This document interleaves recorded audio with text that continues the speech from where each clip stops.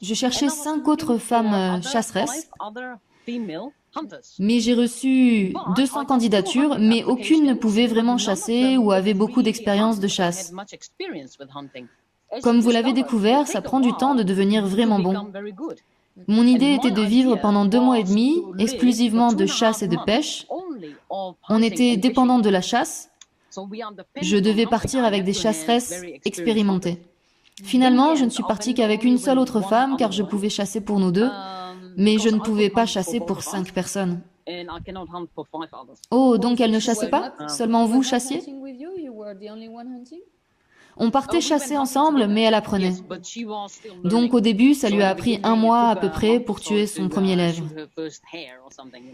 Mais elle apprenait vite et elle a eu du succès assez vite. On était dans une très bonne zone. Elle était aussi très bonne cuisinière, elle était chef étoilé Michelin. Et elle connaissait aussi les plantes comestibles. Donc nos deux compétences ensemble se complétaient. Mais vous connaissiez aussi les plantes sauvages avant ça, non? Il me semble que dans votre livre, vous dites que Peter vous enseignait les plantes sauvages? Oui. Mais vous aviez des critères très stricts. Je me souviens que vous cherchiez une femme qui pouvait faire 70 pompes. Et je me souviens, quelqu'un dans les commentaires vous avait demandé si vous pouviez faire 70 pompes. Et vous avez répondu que oui. Oui, j'avais essayé avant.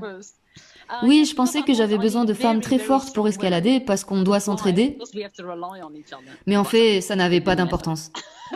Mais je me suis dit que j'allais mettre la barre très haute pour avoir les meilleurs, pour la survie. Mais c'est difficile. Comment choisir les femmes qui viendraient? Je pensais que peut-être je devais organiser une semaine d'essai, partir pour une semaine. Mais si vous partez que pour une semaine, vous êtes encore pleine d'énergie, vous n'avez pas faim, vous êtes heureuse. C'est très différent après 2 mois. Si vous ne mangez pas beaucoup, si vous maigrissez beaucoup, si vous avez faim, êtes-vous toujours une personne joyeuse? C'est pas facile de sélectionner une bonne équipe. Cet extrait est issu d'une vidéo longue que vous retrouverez en cliquant sur le petit triangle en bas à gauche de cet écran.